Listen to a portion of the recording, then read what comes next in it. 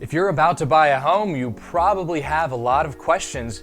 Well, I'm here to help with that. I'm going to be answering in this video the common, frequently asked questions that home buyers keep asking me, and I hope to answer your question too in this video, so let's get started.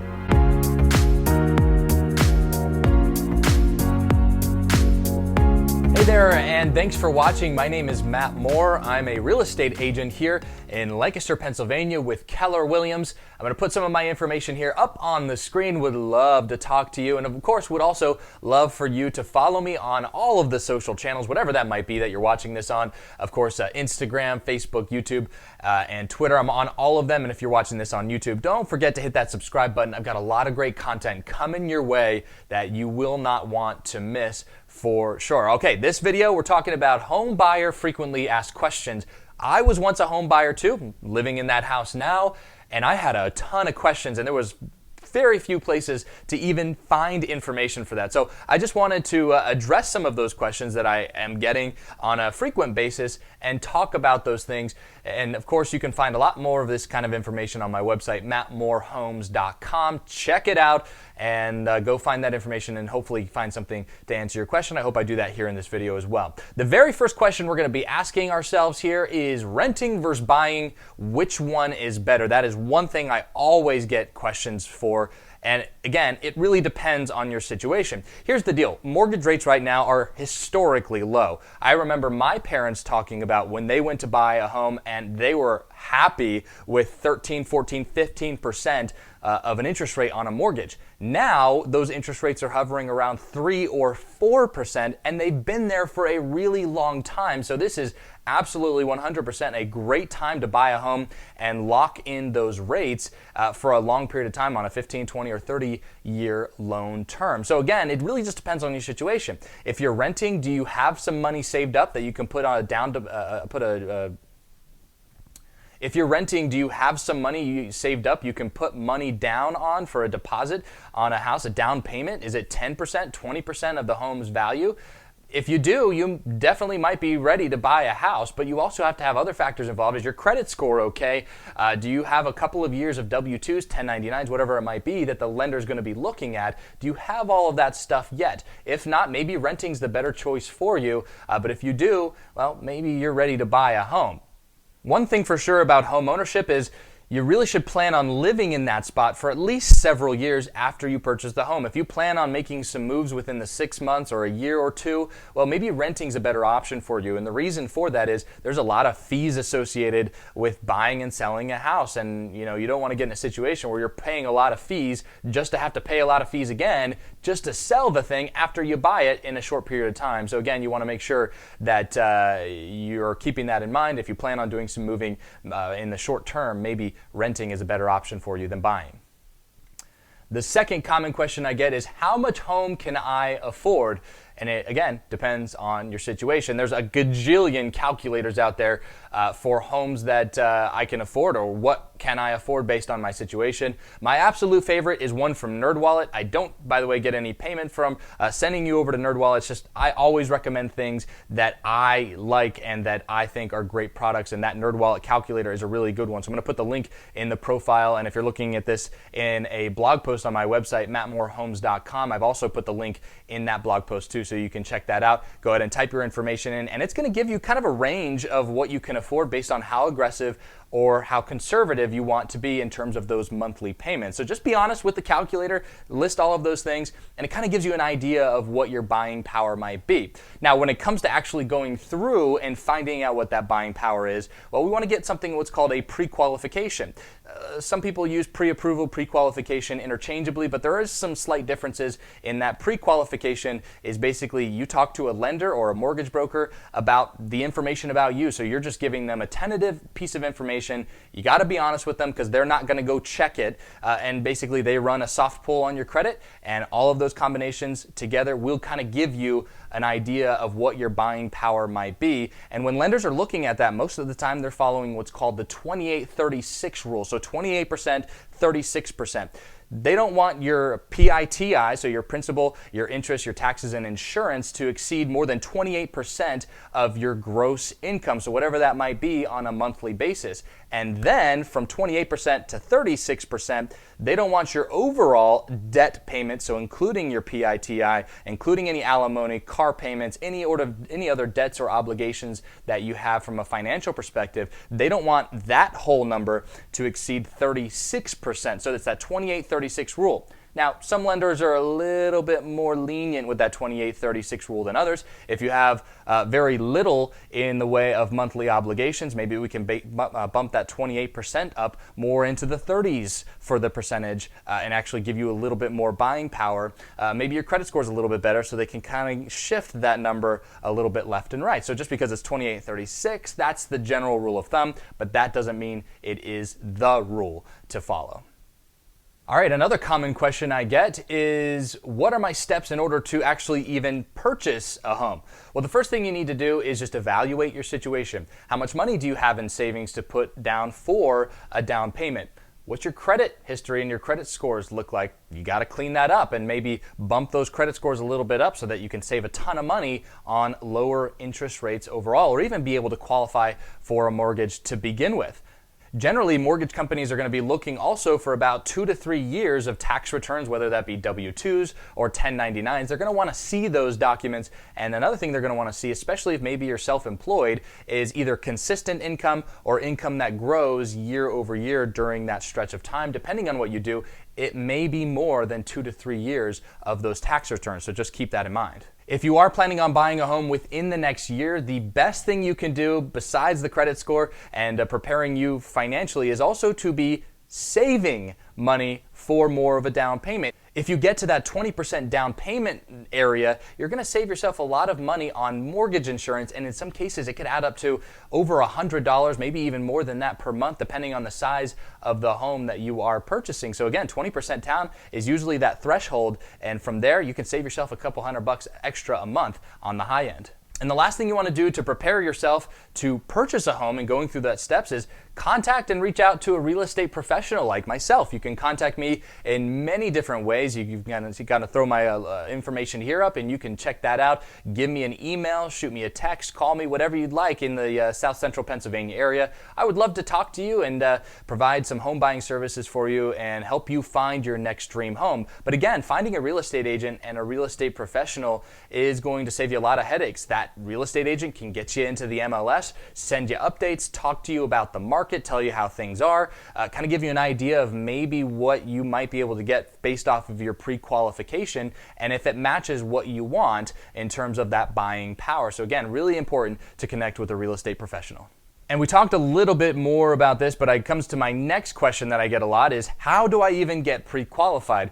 And again, that comes down to talking to a bank, talking to a mortgage lender, even a mortgage broker. All three of those things you can actually reach out to, get a pre-qualification set up. Now, the difference again between a pre-qual and a pre-approval is that the pre-qualification is going to be based on the information you provide. So that again is really important to be honest about your financial situation up front, because when you go to pre-approval, which is when the mortgage companies and the lenders are going to be actually checking to verify that information, you want to make sure that those two things line up and line up well, or else what your buying power is or what you think it might be might actually be totally different. So again, that's how you do it. Get that pre-qualification letter, give yourself an idea and your real estate agent that you work with an idea of what kind of budget you're working in and what kind of buying power that you might have for any home that you find. And when it comes to that pre-qualification, it does expire, and usually it's about 90 days after it's been issued. And because of that, well, you want to make sure that you're getting those updated pre-qualifications. Don't worry, the pre-qualification is a soft pull on your credit, not a hard pull. So if you get you do one, and then 90 days later you have to do another one, it's not going to lower your credit score whatsoever because you're getting pulls on your credit, because again, it's a soft pull. So every 90 days you're going to have to get another pre-qualification letter and in order to establish your buying power. So just keep that in mind. All right, one of the top Google searches, believe it or not, for people that are buying a house is, how do I have a successful house hunt? Or something along those lines. And there's a couple of keys here that you want to be keeping in mind in order to maximize the potential of having a great house hunt. And yeah, it's an exciting time, but there's some things you want to have lined up and have in mind as you're going throughout that process. The first and foremost is to really just take a step back and identify what you want. Do you want 3 bedrooms? Do you want 4 bedrooms? Do you want a colonial? Do you want a rancher? All of those types of questions. What kind of schools? What school district do you want to live in? How far away from work do you want to be? All of those things all line up together, and you need to identify those things and be realistic about it when it comes to your buying power. If your buying power says that you can't have those things, then maybe you need to either take a step back, maybe home buying is not the right time, or perhaps there can be some give and take on some of those options. The absolute last thing you want to do is to fall in love with a home and find out it's out of your price range, or maybe it's not in a great neighborhood, or maybe it's not in the school district you want. So all of those things should be identified up front so that we don't have any issues when you go to actually search for those homes.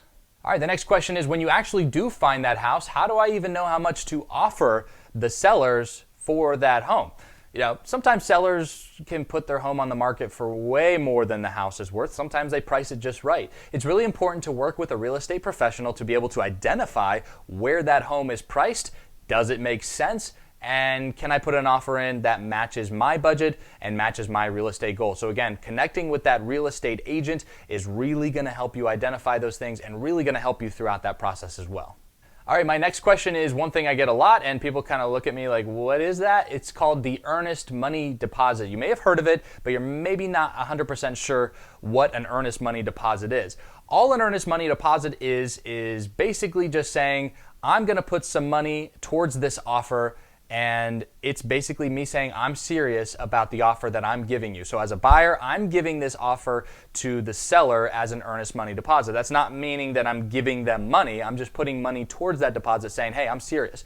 Now, in many cases, this can be about 1% to 2% of the actual home's value. So probably talking a few grand here in some cases. And even more than that in some areas. If you have a really hot market and it is a seller's market, there's a ton of buyers but not a whole lot of inventory, sometimes that earnest money deposit is better if it's in that 5 to even 10% range of the home's value. And you think about that, that can be a large chunk of money. So what happens is that money is given to your real estate agent, which then goes to the brokerage, and the brokerage themselves, they're going to hang on to that into a special account that accrues interest. That interest, it goes right back to you. So if it's holding on for a long period of time and it's a large sum of money, it can actually accrue interest. And by the way, that money will be applied at closing. So it's not like that money goes away. It's not like that money goes to the seller unless you break the contract you go under. If they accept your offer and you break that contract for any of the reasons other than the contingency, well, that gives the seller every right to keep your earnest money deposit. So again, it's really important to work with a real estate agent and a professional who deals and handles with those situations